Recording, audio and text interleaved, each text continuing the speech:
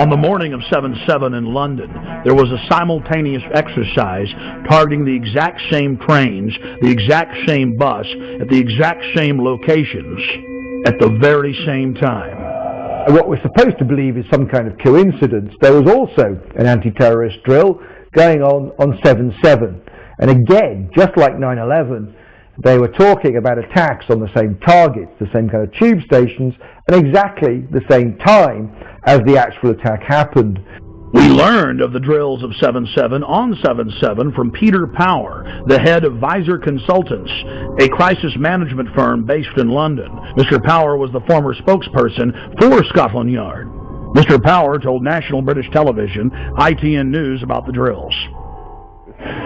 Today we were running an exercise for a company, bearing in mind I'm now in the private sector, and we sat everybody down in the city, 1,000 people involved in the whole organisation, but the crisis team, and the most peculiar thing was we based our scenario on the simultaneous attacks on the underground and mainline station. So we had to suddenly switch an exercise from fictional to real. And one of the first things is, get that bureau number. When you have a list of people missing, tell them. And it took a long time. Just to get this right, you were actually working today on an exercise that envisioned virtually this scenario. Almost precisely. I was up until 2 o'clock this morning because it's our job, my own company, Visor Consultants. We specialise in helping people to get their crisis management response. How do you jump from slow time thinking to quick time doing? And we chose a scenario with their assistance which is based on a terrorist attack because they're very close to a property occupied by Jewish businessmen. They're in the city, and there are more American banks in the city than there are in the whole of New York. A logical thing to do. And I've still got how extraordinary today must feel for you as it unfolds. He repeated himself to BBC Radio 5. The thing that concerns me is that what are we doing for the thousands of men and women actually who are in London working? And I say that because at 9:30 this morning we were actually running an exercise for over a company of 1,000 people in London based on simultaneous bombs going off precisely at the railway stations that happened this morning. So I still have the hairs on the back of my legs standing upright. To get this quite straight, you were running an exercise to see how you would cope with this, and it happened while you were running the exercise? Precisely. And it was about 9:30 this morning. We planned this for a company, and for obvious reasons I don't want to reveal their name, but if they're listening they'll know it. And we had a room full of crisis managers for the first time they met, and so within 5 minutes we made a pretty rapid decision. This is the real one. And so we went through the correct drills of activating crisis management procedures to jump from slow time to quick time thinking and so on.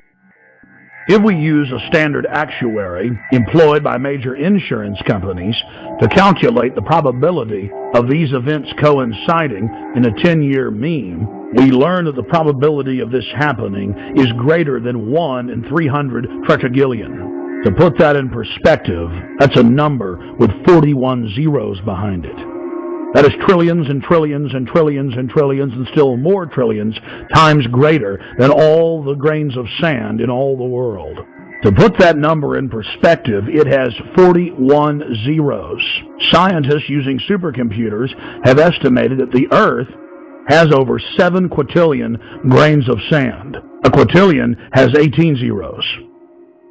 It would appear as some way of stopping the response of the emergency services or providing some kind of cover for what must be operations orchestrated in some way by the state. The evidence is overwhelming. All the telltale signs are there of government-sponsored terror. Only the British government had the know-how to carry out the attacks and to control the situation before and after the bombings. And of course, there's all the other admitted cases where the British government has hired terrorists to carry out assassinations or carried out bombings in their own country as a pretext for political control.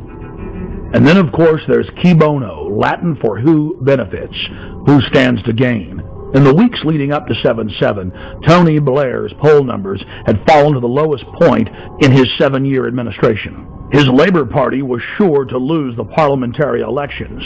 Support for the war was dismal. Despite the bombings, which did improve his approval ratings and support for the war, he was still only barely able to maintain control over the British House of Commons. In the wake of the bombings, Tony Blair's administration descended on the British people with a raft of tyrannical legislation, attacking the press, freedom of assembly, and setting up the conditions needed for a martial law takeover of the nation through the Civil Contingencies Act. And of course the bombings took place while world leaders were meeting in Scotland, so Bush and Blair could grandstand and blame the whole thing on Iraq, legitimizing their war. Despite the fact that the G8 World Summit was coming to England on July 7th, the British government lowered the terror threat on the London Underground in early June and conveniently lowered security. We were told that we invaded Iraq to bring the nation freedom, but Pentagon documents show their real plan was to balkanize the nation into 3 or 4 sections and foment endless sectarian civil war. The true objective was to ensure the nation remained in turmoil as a pretext to build permanent military bases, as well as delivering long-term profits to defense contractors. Think about it. Do defense contractors make more money if they were just in Iraq a year, or now the projected decade? United States, British, and Israeli forces have all been caught repeatedly carrying out staged terror attacks in Iraq in an attempt to keep the war going. In the interest of time, we'll look at just one example. In late September of 2005, in the British-controlled city of Basra, 2 British Special Forces SAS commandos attacked a group of police at a checkpoint, killing one and injuring another. When they were finally subdued and brought into custody, their car was filled with plastic explosives, automatic weapons, rocket-propelled grenades, and other bomb-making materials. Why would members of Britain's most elite fighting force, the Special Air Services, be dressed up like Arabs out shooting police with a car full of plastic explosives in a city that had been racked by sectarian violence?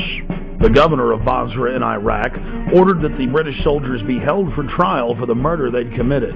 Within hours of their incarceration, dozens of British tanks and hundreds of soldiers assaulted the main police station in Basra, killing jail guards and police in the process to free the 2 commandos. Over 150 prisoners escaped, and the controlled mainstream media reported on the incident as if it was no big deal.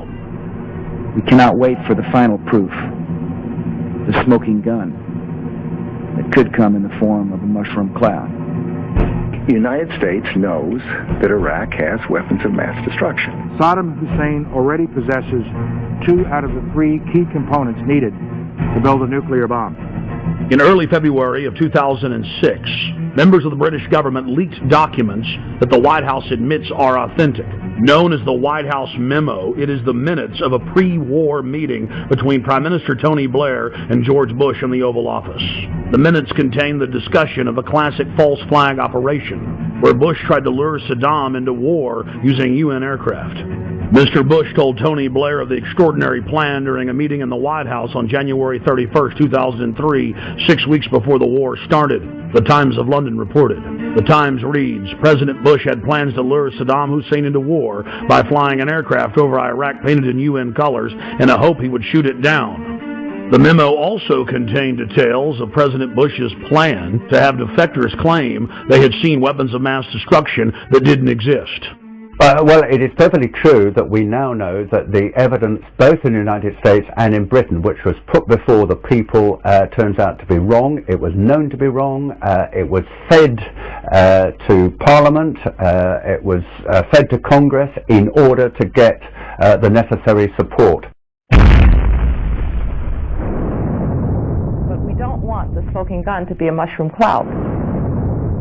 When Congress threatened to block the reauthorization and expansion of the USA Patriot Act in 2006, President Bush announced that he would still enforce the law even if it was not a law. That, by its definition, is dictatorship.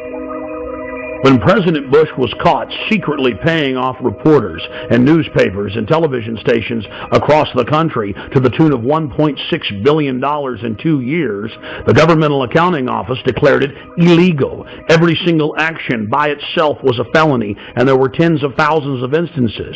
President Bush simply said that he was above the law, and it didn't matter if Congress said it was illegal. He was going to continue the practice.